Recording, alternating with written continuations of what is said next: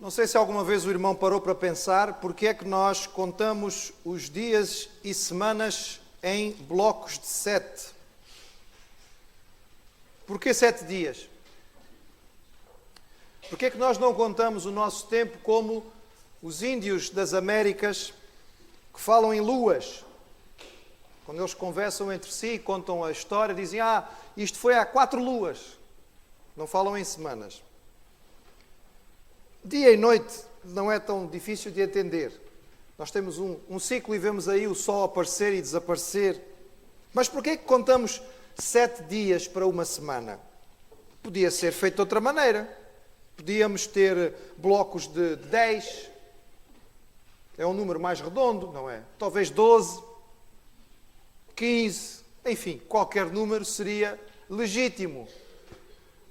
E se calhar nunca nem paramos para pensar nisto. Porque fomos criados e crescemos e sempre houve blocos de 7. São 7 dias numa semana e nós temos um trabalho e depois temos o fim de semana para descansar e assim vivemos com toda a tranquilidade, sem nunca pensar. Mas, irmãos, isto só é assim porque foi assim que Deus criou.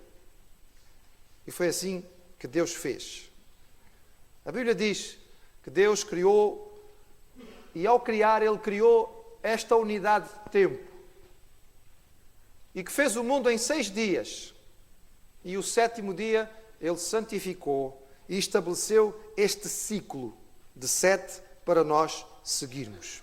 É curioso, irmãos, porque mesmo os ateus, que esbravejam tanto contra Deus e que nada querem dele, vivem a sua vida pela contagem de tempo que foi Deus que criou.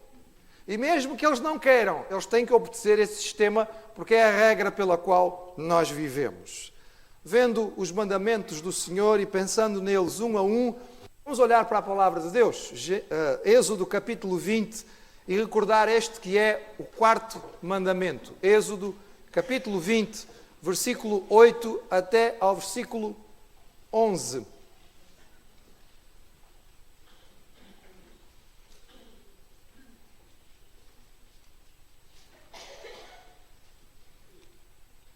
Diz assim a palavra do Senhor, neste 4º mandamento. Lembra-te do dia de sábado, para o santificar.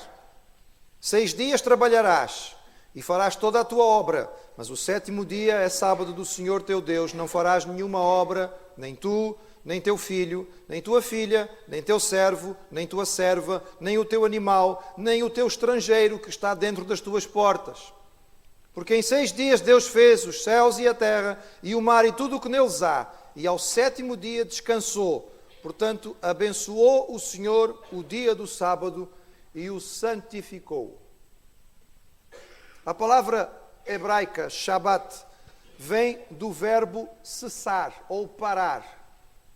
E ela está ligada exatamente à ideia de que Deus fez a sua obra da criação e cessou, parou, interrompeu no 7º dia. Daí que este dia passa a ser um dia santo, um dia separado, um dia diferente, um dia dedicado ao Senhor.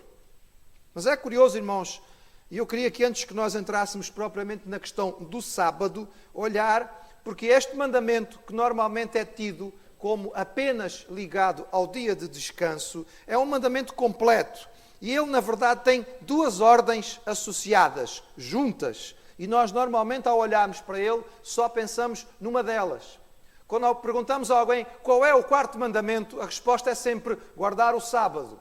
E realmente é importante e faz parte daquilo que Deus diz e é essencial nós entendermos. Mas diz aqui, irmãos, eu espero que na sua Bíblia seja como na minha, no versículo 8, é colocado de forma clara.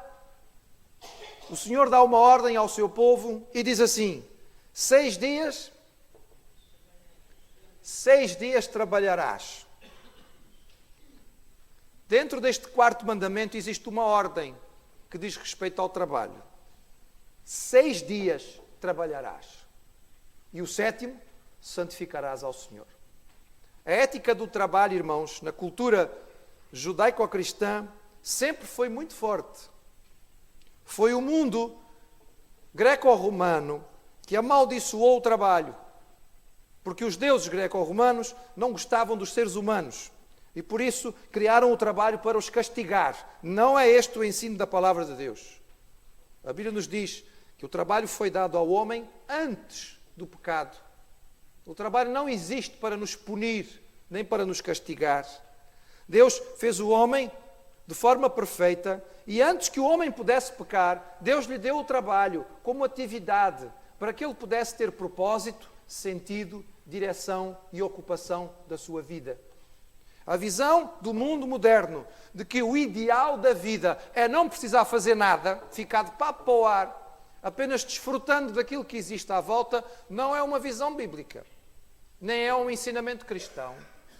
A Bíblia não apresenta este como o ideal da vida do homem, mas nos diz que o homem foi criado pelo Senhor para se ocupar. Recebeu capacidades, talentos, dons, força física, saúde para trabalhar e no sétimo dia repousar. O mandamento do Senhor era tão claro e tão direto que o apóstolo Paulo, na segunda carta aos Tessalonicenses, chegou a dizer assim: quem não trabalha, não coma. Vamos colocar isto de outra maneira. Quem não quer trabalhar, às vezes não conseguimos trabalho, é diferente. Nós não estamos a falar sobre esta circunstância. Estamos a falar sobre a obrigatoriedade. Em Tessalónica havia gente que tinha possibilidade e não queria trabalhar. Eram ociosos, eram preguiçosos. Não é sobre aqueles que não conseguem trabalho que estamos a falar. Estamos a falar daqueles que podem e não o fazem. Não quer trabalhar, então também não coma. Porque este é parte do mandamento do Senhor.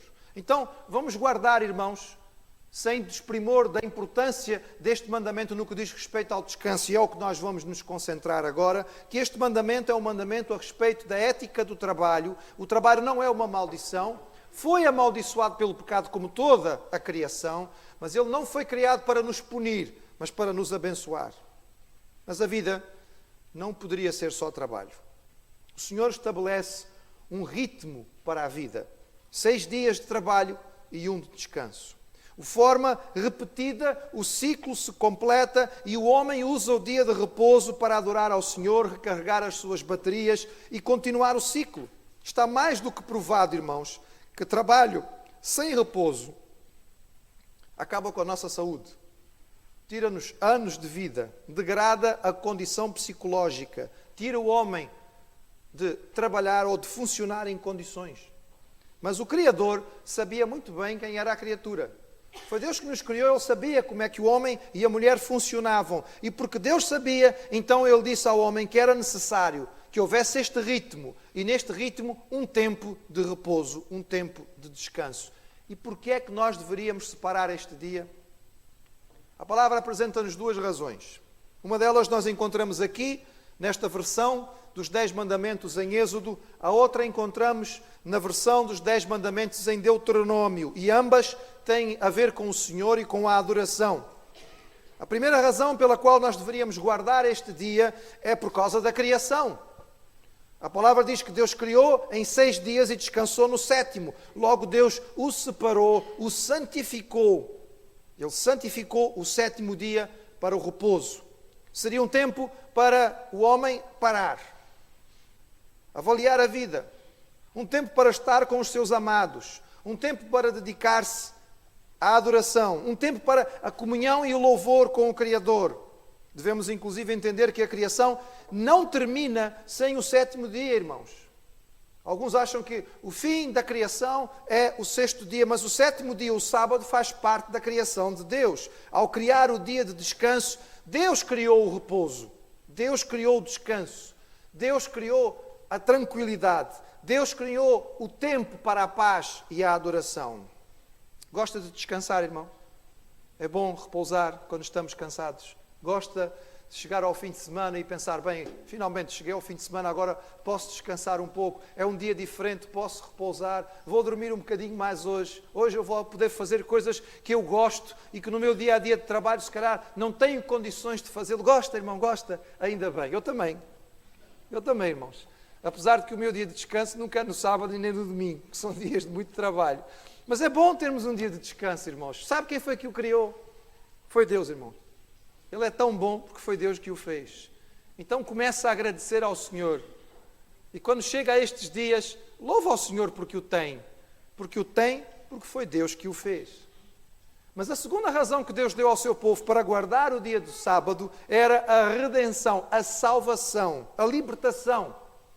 Em Deuteronômio, na versão de Deuteronômio dos mandamentos, o Senhor diz assim: guardarás o dia de sábado, porque te lembrarás que foste servo na terra do Egito e que o Senhor teu Deus te tirou dali com mão forte e braço estendido. Por isso o Senhor teu Deus te ordenou que guardasses o dia de sábado. Durante 400 anos o povo não tivera sábado. Durante 400 anos o povo fora escravo. Durante 400 anos eles trabalhavam 7 dias por semana, sem direito ao descanso. E então Deus lhes dá a liberdade. E eles celebrariam esta libertação e esta salvação, lembrando do tempo em que não tinham tido repouso, guardando o 7º dia para o santificar. O sábado, irmãos, era então um tempo de celebrar. Um tempo de celebrar a criação e a salvação do Senhor. E Deus deixa claro que todo o trabalho devia ser deixado de lado. Nenhuma obra considerada trabalho deveria ser feita. E os rabis judeus identificaram 39 categorias de trabalho que não poderiam ser feitas neste dia. Salientar, irmãos, que este momento, este dia, é a primeira coisa chamada de santa na Bíblia. A primeira coisa que Deus santificou não foi um altar, não foi um santuário, não foi um templo, foi um momento, foi um dia. A santidade está muito mais presente, irmãos, em momentos do que em lugares. Os momentos em que nós percebemos a habitação de Deus não acontece por causa dos lugares em si, porque Ele pode se manifestar em qualquer lugar. Deus não habita em templos feitos por mão de homens, mas no meio do seu povo, nos momentos de adoração. E esta é uma mudança radical em relação às outras religiões. Não se trata de ver como santo um objeto, um lugar. Não é isto que traz o significado especial, mas o momento, a hora consagrada, é que traz sentido e significado ao local e aos objetos.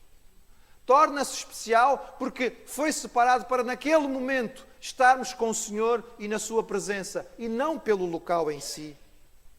Notemos, irmãos, no texto que os escravos, os servos e até os animais deveriam participar. O povo que fora escravo durante tanto tempo não trataria os seus servos e as suas servas com a mesma dureza que tinha sido tratado. Mas assim como tinham um dia de descanso, também dariam um dia de descanso. O senhor e o escravo, ambos descansariam e louvariam, estariam em pé de igualdade neste dia. O Criador sabia que mesmo os servos precisavam de repouso. Assim como a circuncisão era a marca da aliança com Abraão, a guarda do sábado seria a marca da aliança de Moisés. O povo de Deus seria conhecido por estas duas práticas: circuncidar os seus meninos ao 8º dia e guardar um dia, o 7º dia, a cada semana. E ambas eram práticas públicas que as pessoas e os povos à volta de Israel podiam perceber. É triste, irmãos, ver que o povo de Israel não entendeu o valor do sábado e não aprendeu a guardá-lo. O sábado, longe de ser algo para limitar ou prender ou para complicar a vida do povo, era uma lei que era dada para libertar. Libertava o povo de um trabalho penoso e sem interrupção que desgastava o corpo e a alma. Livrava o povo de ficar sem tempo para a família e para o culto a Deus. Libertava o povo para um tempo de adoração, de renovar as suas forças. Dava ao povo a oportunidade de refletir sobre a vida, o trabalho, a família e de buscar direção no Senhor. Israel não entendeu e acabou por se deixar levar por uma noção errada da lei. Viam o sábado como um impedimento para ganhar mais dinheiro. E por isso começaram a fazer uma série de atividades e continuaram a ter os seus trabalhos, as suas feiras, os seus negócios, mesmo no dia de sábado. Séculos seguidos, Os profetas informavam e avisavam o povo: vocês estão a falhar, porque Deus vos pediu que guardem e vocês não estão a guardar. Estão a desobedecer em algo que é central. Então, porque o povo não obedeceu, porque não foi capaz de entender os mandamentos do Senhor, porque caiu na idolatria, acabou por ser punido com o exílio. Israel foi levado para a Síria, para a Babilônia, e ali, longe do Senhor, foram levados como escravos, num contexto em que não podiam guardar o dia do sábado. E quando voltaram à terra prometida, voltaram com esta lição bem aprendida. Mas, irmãos, caíram no outro extremo.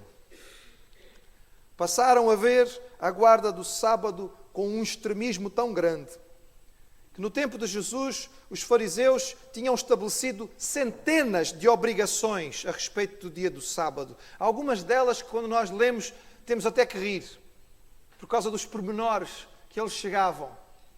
Um nó simples podia ser dado no dia de sábado. O nó duplo era pecado, porque era considerado trabalho.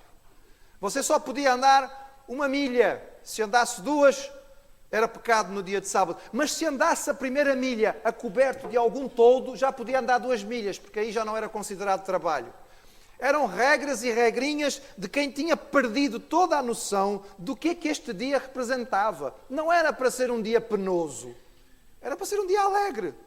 Não era para ser um dia complicado, era para ser um dia de satisfação. Eles entenderam erradamente e tornaram o homem escravo do sábado. E então Jesus Cristo veio e no seu ensino várias vezes ele confrontou os líderes religiosos.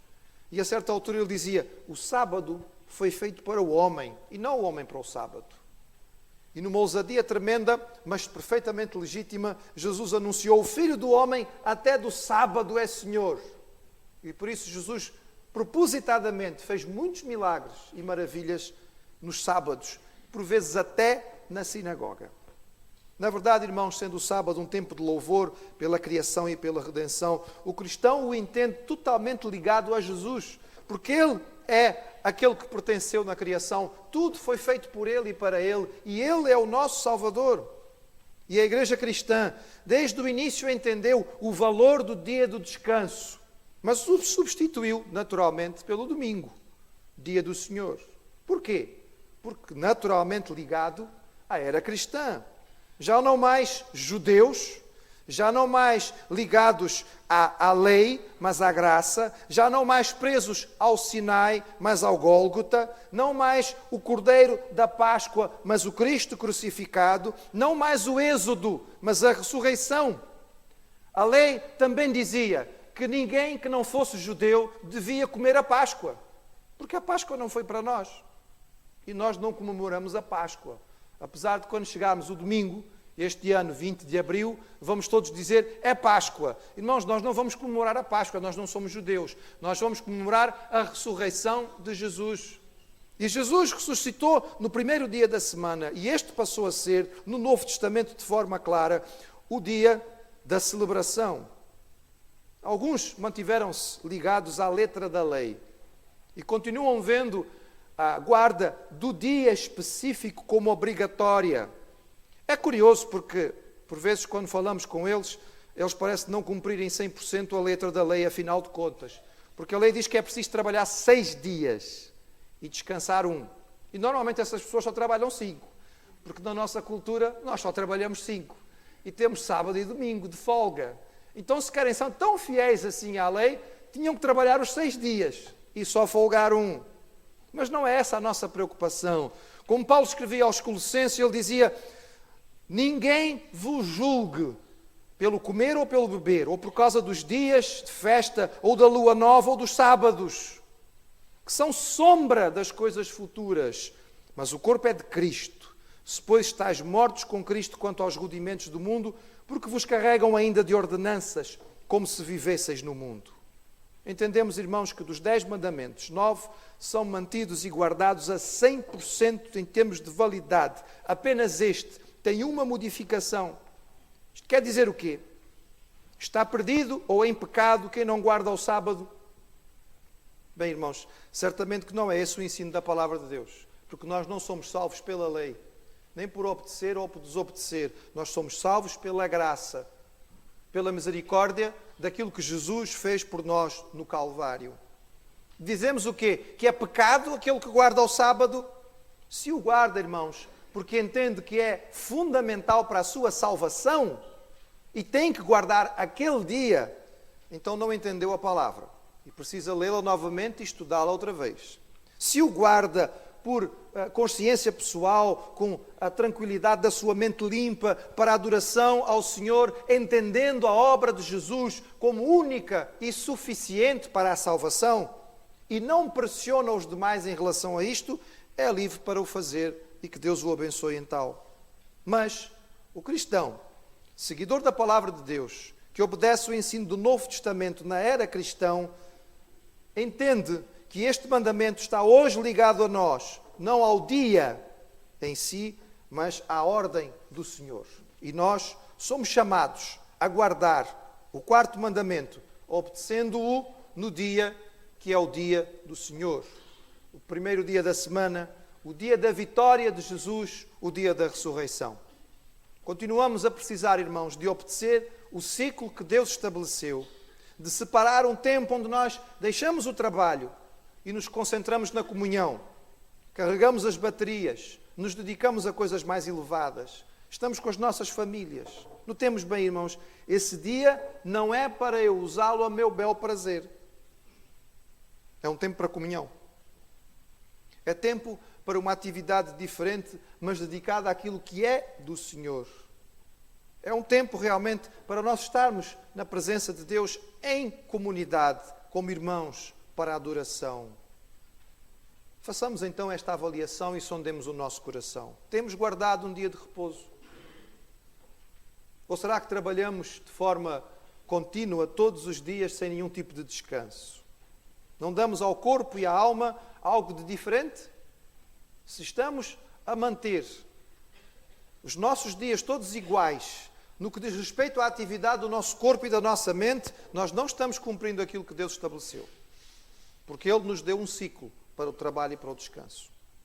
Como é que temos usado o dia do Senhor? Quantas vezes chamamos este dia de dia do Senhor, mas na verdade nós deveríamos chamar apenas a horinha do Senhor. Porque o dia pertence a Ele, mas tem 24 horas e nós gastamos uma com Ele e o resto é nosso.